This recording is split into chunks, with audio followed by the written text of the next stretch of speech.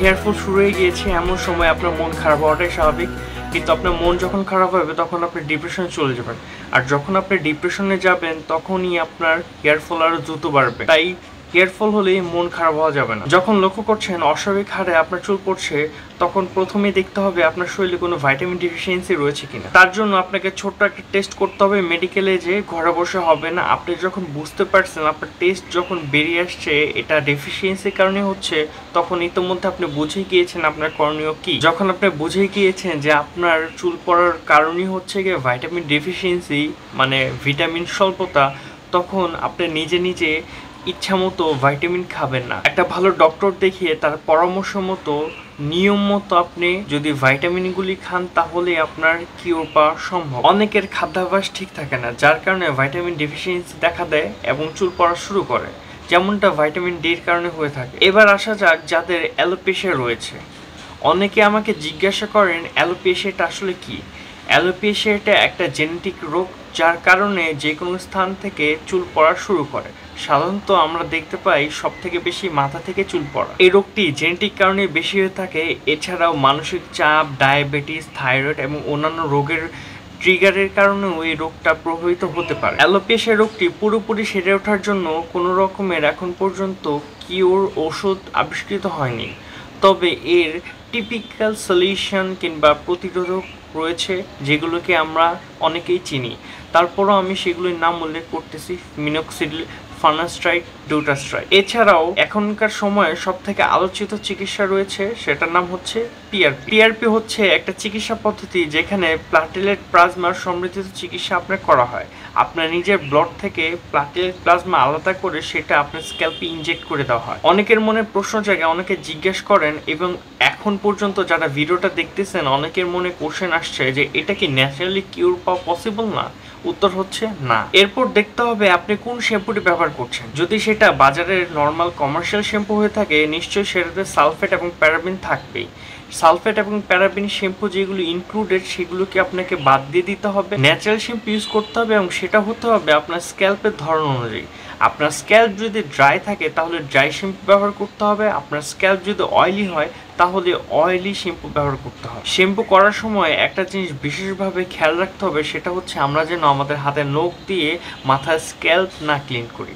হাতে থাকা জীবাণু, মানে নখে থাকে যেটা, নখের জীবাণুগুলো যখন আমরা স্ক্যাল্প দিই তখন নখের জীবাণুগুলো স্ক্যাল্পে ঢুকে যেতে পারে। এর ফলে হয় কি যে জীবাণুগুলি আবার সেই স্ক্যাল্পে অ্যাটাক করে এবং বিভিন্ন রকমের ডিজিজ দেখা দেয়। আমরা বাইরে থাকি যখন, তখনও আমরা নখ দিয়ে যে চুল ধরার চেষ্টা করব না।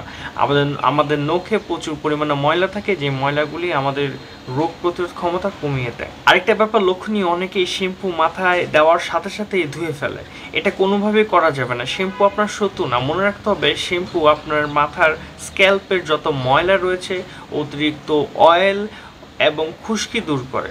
আপনি যখন শ্যাম্পু দিবেন তখন আস্তে আস্তে আঙুল দিয়ে মাসাজ করতে থাকবেন এবং কয়েক মিনিটের মধ্যে দিয়ে তারপর ধুবেন। সাথে সাথে ধুলে শ্যাম্পুর কোনো প্রতিরোধক যে ব্যবস্থা রয়েছে সেটা পাবেন না। আর অনেকেই শ্যাম্পু প্রত্যেকদিন ব্যবহার করে। আপনি যদি খুবই ডাস্টি এরিয়াতে থাকেন, খুবই ময়লা পলিউশন জমে থাকে, তাহলে আপনি ব্যবহার করতে পারেন। কিন্তু প্রত্যেকদিন শ্যাম্পু ব্যবহার করলে আপনার হেয়ারে যে নিজস্ব অয়েল প্রডিউস হয় সেইটা চলে যাবে, আর আপনার স্ক্যাল্প ড্রাই হয়ে বিভিন্ন রকমের ডিজিজ হতে পারে, সাথে খুশকি ইনক্লুডেড। যারা হেয়ার ড্রায়ার ইউজ করেন তারা কুল মোডে দিয়ে হেয়ার ড্রায়ার দিয়ে মাথা শুকাবেন, কারণ হিট দিয়ে যখন আপনার স্ক্যাল্পে অনেক কাছে নিয়ে হেয়ার ড্রায়ার ইউজ করেন তখন আপনার স্ক্যাল্পটা অনেক ড্রাই হয়ে যায় এবং হিটের বিপরীত হয়ে যায়। অবশ্যই হেয়ার ড্রায়ার ব্যবহার করার আগে হিট প্রুফ যে অয়েলগুলো রয়েছে সেইগুলো দিয়ে তারপর হেয়ার ড্রায়ার ইউজ করতে হবে। এর ফলে আপনার হেয়ারটা হয়ে যাবে নারিশ এবং আরও সতেজ। এখনও বলছি, আপনাদের খাদ্যাভ্যাসের মধ্যে পরিবর্তন আনুন, ভাইটামিন সমৃদ্ধ খাবার খান। ফিনাস্ট্রাইড এবং গ্লুটাস্ট্রাইড সংক্ষিপ্তভাবে বলি, দুটোই ডিএসটি ব্লকার। ডিএসটি ব্লকার আমাদের হেয়ারে যাদের স্ক্যাল্পে অ্যালোপেশিয়া রয়েছে, মানে যাদের বডিতে অ্যালোপেশিয়া রয়েছে, অ্যালোপেশিয়া রোগটা রয়েছে, তাদের জন্য ফিনাস্ট্রাইড কিংবা গ্লুটাস্ট্রাইড খুবই কার্যকরী। এখন আমার কাছে বললে আমি কোনটা প্রেফার করি, আমি প্রেফার করি সেটা হচ্ছে গ্লুটাস্ট্রাইড। গ্লুটাস্ট্রাইড ফিনাস্ট্রাইড থেকে 90% কার্যকরী। মিনোক্সিডিলের ক্ষেত্রেও মিনোক্সিডিলের অনেকগুলি মাত্রা রয়েছে। আমি একটু এক্সট্রা কোটেশন দিয়ে বলে দিতে চাই, সেটা হচ্ছে অনেকে আমাকে জিজ্ঞেস করেন যে মিনোক্সিডিল বাংলাদেশের ব্র্যান্ড কোনটা ভালো। বাংলাদেশে মোটমাট আমি যতটুকু জানি 3টা ব্র্যান্ড ভালো পাওয়া যায়। একটা হচ্ছে গিয়ে ট্রুগেন, আরেকটা স্প্লেন্ডরা, আরেকটা হচ্ছে জেনগ্রো।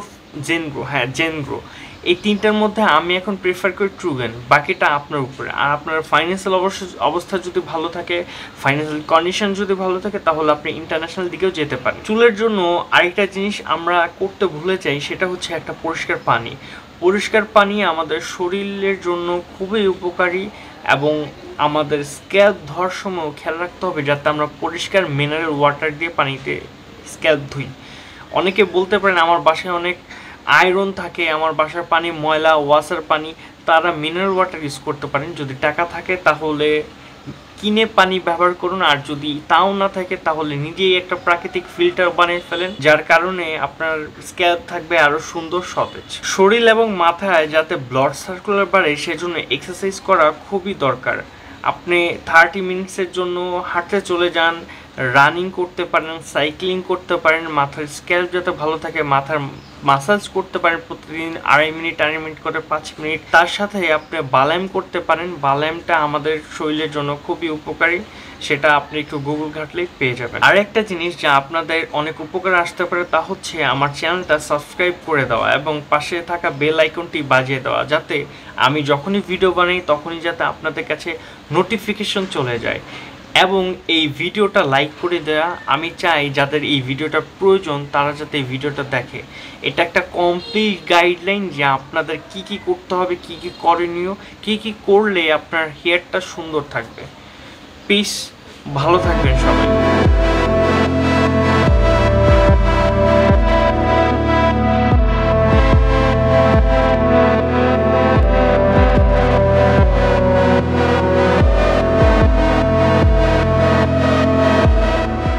এই মাইকটা আমি অনেক দিন ধরে কিনেছি কিন্তু ইউজ করতে পারি না, তো ভাবলাম যে আজকে ইউজ করি। আশা করছি আমাকে দেখা যাচ্ছে পিছনে ফোন। তো অনেকেই যখন হেয়ারফল ফার্স্ট টাইম হয় তখন অনেক চুল পড়ে, অনেকে চুল রাখতে চায় কিন্তু চুল রাখতে পারে না। যখন হেয়ারফল হয় তখন আপনাদের চুল রাখার কোনো প্রয়োজন নাই। এই যে ট্রিম করবেন এরকমভাবে প্রচুর একদম ফেড করে ফেলবেন, এবং এই চুলগুলি মেশিন দিয়ে না কেটে আপনারা কেচি দিয়ে যেই যে সেলুনে থাকবেন তাদেরকে বলতে পারেন যে আমার হেয়ারটার যাতে হচ্ছে কি 1-1.5 ইঞ্চি করে থাকে, যাতে আপনি বুঝতে পারেন যে আপনার হেয়ার গ্রোথটা কী পরিমাণ হচ্ছে। আমি যখন ফার্স্টে অনেক কয়বার এখন পর্যন্ত দেখবেন যে আমি হেয়ার ট্রিম করছি।